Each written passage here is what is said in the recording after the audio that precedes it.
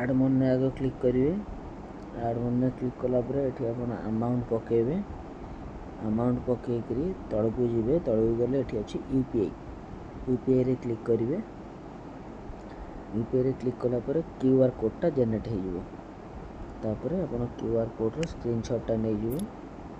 तापर आप फोन में थी जेकोसी यूपीआई को आप पलैबे फोन पे हो गूगल पे हो जेकोसी यूपीआई अच्छे जी गलापर ये आपंकर ऊपर अच्छे आप स्कानर रे क्लिक करेंगे। स्कानर रे क्लिक कलापर आप गैलरी रे क्लिक करेंगे। गैलरी रे क्लिक कलापर आप मारी स्क्रीनशॉटा सब प्रथम जो स्क्रीनशॉट थी से क्लिक करेंगे। तापर क्लिक करेंगे तापर प्रोसीड टू पे। तापर आप बैंक सिलेक्ट करेंगे जेकोसी आप बैंक आड हो सिलेक्ट कलापर आप पिन मारे पिन मारी पेमेंट करेंगे। पेमेंट कलापर देखिए ये सक्सेस हो गलापर आप देखिए मिनिमाइज इट करेंगे।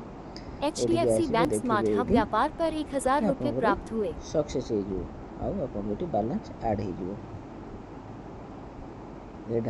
आड बैलेंस प्रोसीजर।